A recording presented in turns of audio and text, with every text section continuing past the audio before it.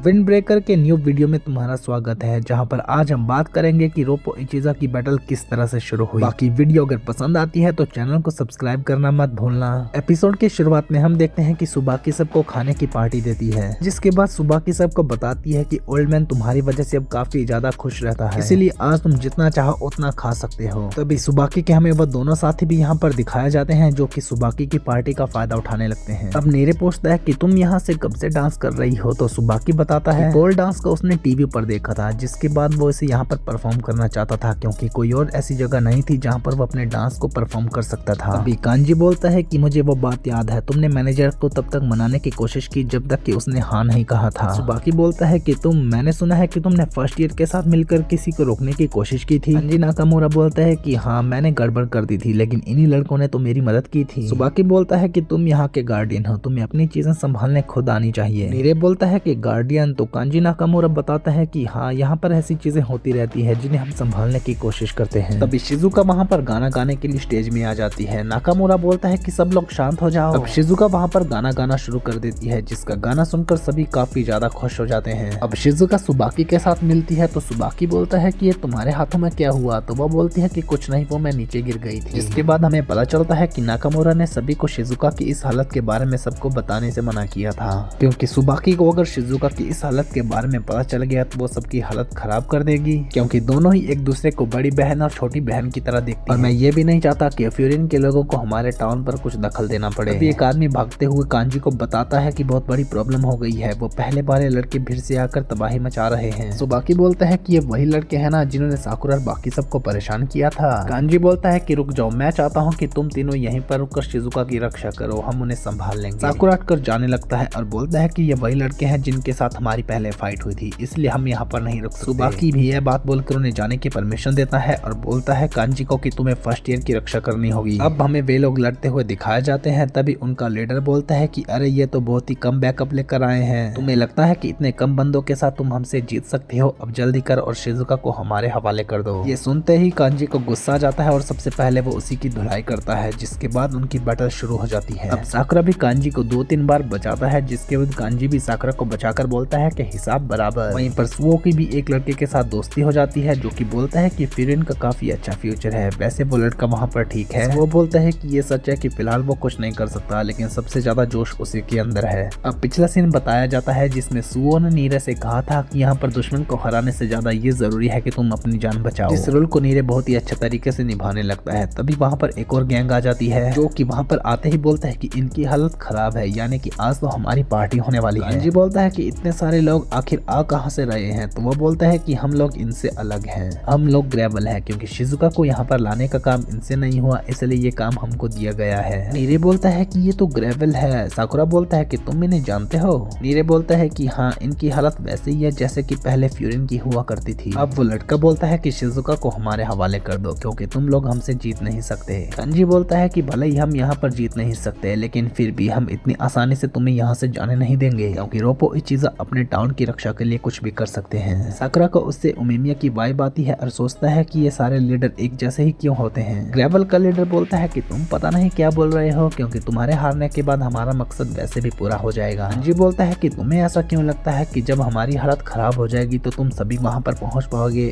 ऐसा हो सकता है कि सिर्फ तुम अकेले ही वहाँ पर पहुँचो, और तुम्हें संभालने के लिए शिजुका के साथ ऑलरेडी बहुत ही ज्यादा काबिल बॉडीगार्ड खड़े हुए हैं। ग्रेवल का लीडर बोलता है कि भागने के बजाय तुम लड़ना चाहते हो तो अच्छी बात है। कांजी बोलता है कि हमारे स्टार सिंगर को एक आइटम की तरह ट्रीट कर रहे हो, तुम्हें तो मैं नहीं छोड़ने वाला। जिसके बाद वो सीरियस होकर लड़ने के लिए तैयार हो जाता है, और इसी मोमेंट के साथ ये एपिसोड भी खत्म हो जाता है। कमेंट करके बताओ कि तुमको ये एपिसोड कैसा लगा, क्योंकि अगले एपिसोड से तो और भी ज्यादा एक्शन दिखने वाला है। Okay guys, thank you so much for watching. यही था आज का एपिसोड। आई होप आपको ये वीडियो पसंद आई होगी। अगर आपको ये वीडियो पसंद आई है तो प्लीज मेरी वीडियो को लाइक, शेयर और मेरे चैनल को सब्सक्राइब करें। मिलते हैं नेक्स्ट एपिसोड के साथ, तब तक के लिए बाय बाय।